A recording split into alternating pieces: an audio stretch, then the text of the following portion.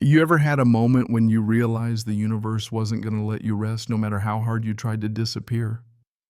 Yeah, that was me sitting in the middle of 5 acres of beat-up pines and half-collapsed hopes up in the Rockies, thinking I'd finally found the one place no one could mess with me.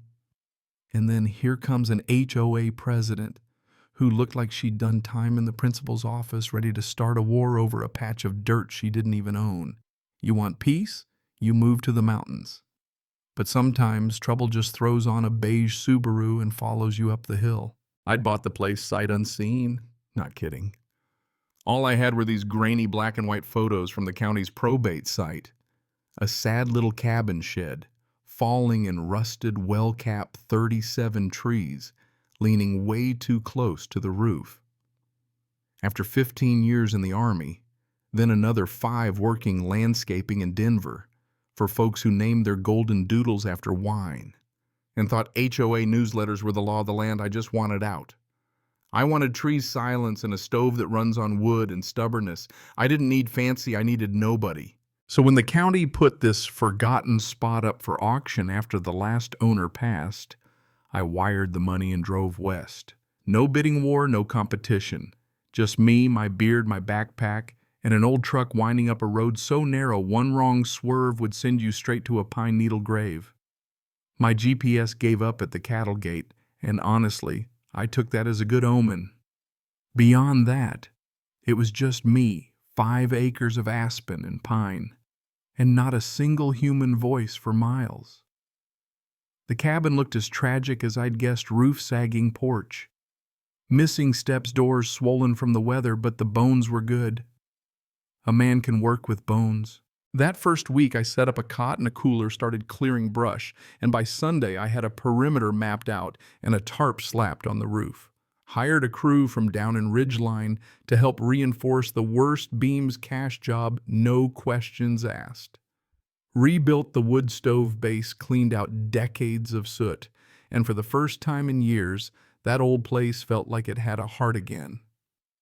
I sat by the fire with a mug of coffee and just listened to nothing. Peace, at least, until the watchers came. At first it was just cars idling on the edge of the road, cell phones out long stairs, slow U-turns. Figured maybe folks were curious, new face mountain folks, you know the drill. But by week 2, I got a visit. Beige Subaru, late 60s lady, sharp blonde bob khakis so crisp they could cut glass clipboard in hand. She steps out, starts snapping photos of my front door like she's on some undercover mission. I walked out with a sledgehammer practical, not threatening, and she gives me that tight-lipped HOA smile. "You new here," she says, sweet enough to rot wood. I told her I'd moved in 3 weeks ago. She tilts her head. "Funny, nobody mentioned a sale. This is part of our protected buffer zone, you know. Are you sure you're in the right place?" "I'm exactly where I'm supposed to be," I said. That's when she introduced herself. Karen Winslow, president of the Silver Ridge Preserve HOA. Said she'd need to review my occupancy permit and construction permissions, and that no authorized rehabilitation had been reported. I told her flat out, this property isn't part of any HOA. Bought it clean from the county. Titles, recorded deeds valid. Her smile flickered. "That can't be right. This has always been Greenbelt. Surely no one would sell it without consulting the board." "They did," I said. "I bought it legal." She scribbled on her clipboard, told me to halt any further construction while they investigate through official channels, then spun her Subaru around like she'd just won a small war. That night, I double-checked all my paperwork. I've dealt with enough paper pushers to know confidence makes people dangerous. My deed with solid boundaries matched everything in order. A few days later, an older neighbor ambled over fishing hat tin of cookies, knees so bad he made my porch groan. He didn't even sit before he asked, "You stir up the hornet's nest yet?" I told him not intentionally. He just laughed. "Karen's been dying to annex this place for years. She's got the sheriff's deputy in her pocket, married her niece." Just saying. That stuck in my head. From then on, I started noticing things, boot prints near the tree line, headlights sweeping the clearing at night. It wasn't curiosity, it was recon. Next morning, I found a flyer stapled to a tree. Notice unregistered occupation of common ecological property. All work must cease. No name, no contact, just the sort of playground authority you'd expect from a HOA with too much free time. I tore it down, kept working. Then the survey flags appeared, little orange markers along my western edge. HOA Oversight Zone, they read. I already had the county's official map. Those flags were as fake as a $3 bill. I ripped them up, tossed them in the fire pit. The next day, Karen returned with a scrawny guy in a fleece vest, Herald Vice Chair of Environmental Integrity, apparently. They rolled down their window, didn't even get out. Have you suspended renovations? Which board? I asked. Silver Ridge Preserve, HOA, Karen said. This is county land, not yours. No easements, no annexation, no shared utilities, no authority, I told her. Karen's smile was ice. We're reviewing whether this land qualifies as protected buffer. It may be subject to retroactive inclusion. I almost laughed. You mean you're trying to steal it? Harold spluttered about preserving native flora. I told them their illusion of control wasn't my problem. Karen's threat was clear as snow liability, fire risk, trespass issues. They left slow, trying to make a point. I sent everything to my lawyer, Sam Calloway, real estate specialist, ex-Army JAG. He told me they're bluffing. If your parcel's excluded from their docks, you're an island. They've got nothing. If they set foot on your land, it's trespass.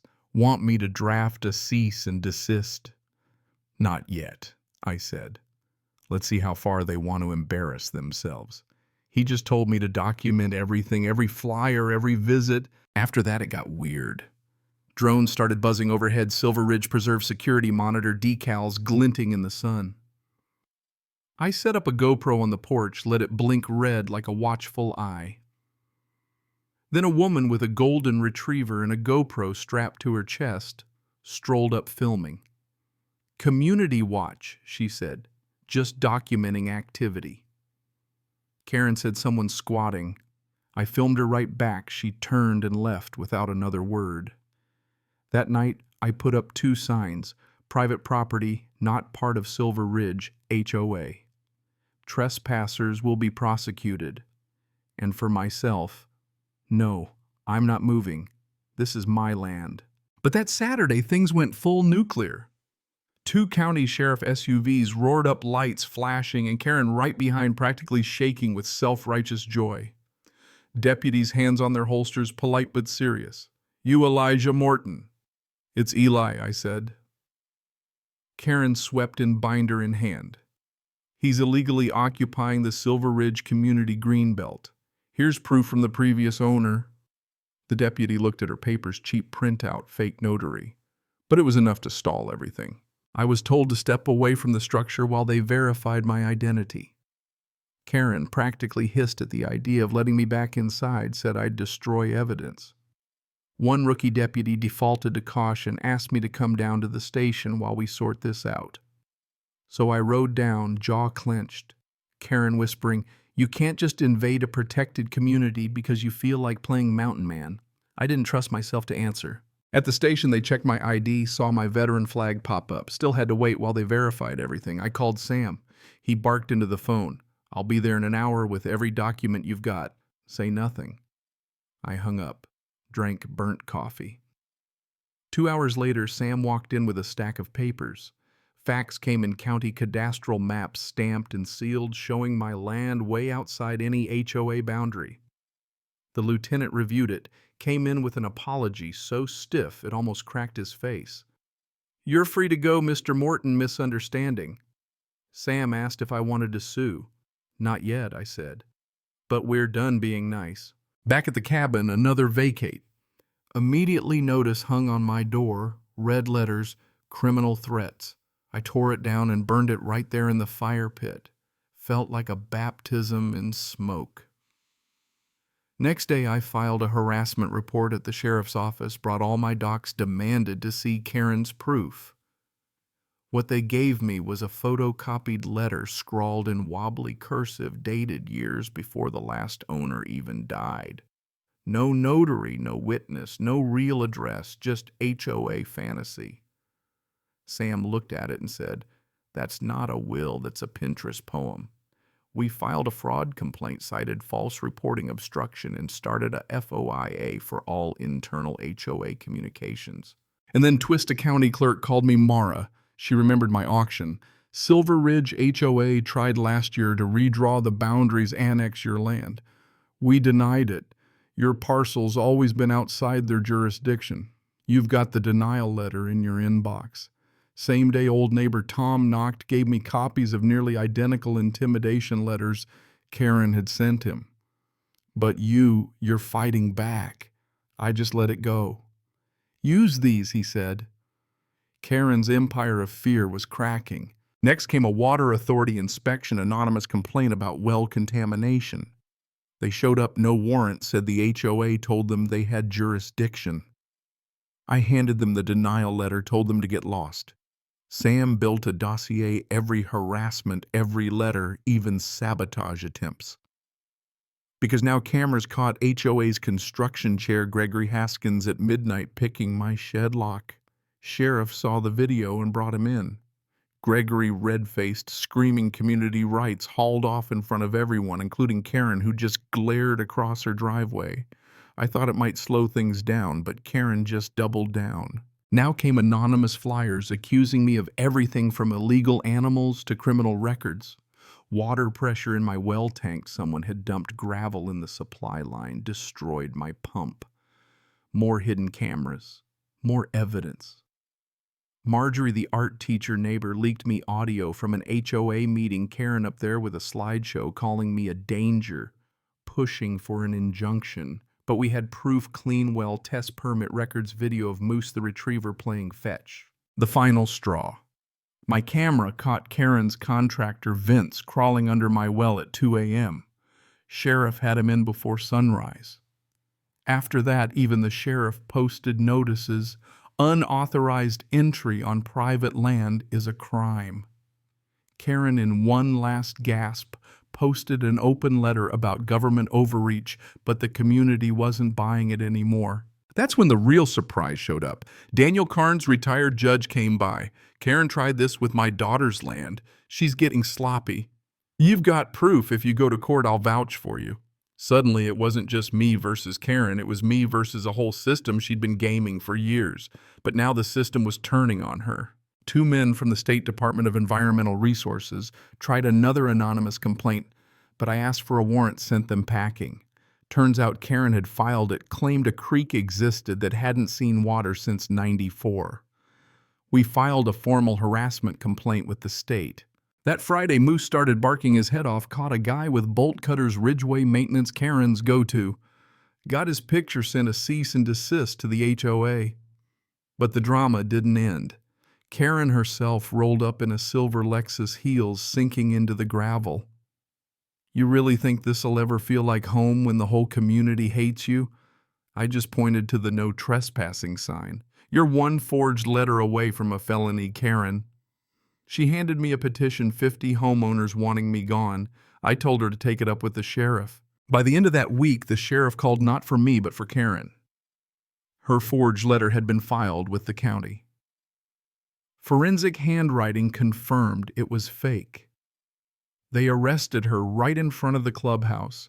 HOA board resigned in a panic. County took over management. Sam filed my lawsuit, and I put up a new sign. No visitors. No exceptions. No Karens. In court, Sam laid out everything: fraud, forgery, sabotage. The judge handed down 9 years, $370,000 in damages, and a full audit of the HOA. Karen's name erased, the community finally quiet. I fixed my roof, planted shrubs, and finally peace settled in, slow as mountain snow. I opened the cabin to other veterans, named it Fox Light Hollow, and nailed one last sign to the trailhead: not for sale, not open for discussion, not yours. Now tell me, if this was you, would you fight for your peace or just let the Karens of the world run roughshod? Drop your story below. And if you've ever faced an HOA bully or seen justice done, I want to hear about it. Hit that, like, share your thoughts because sometimes the only way to win is to stand your ground and let the mountains do the talking.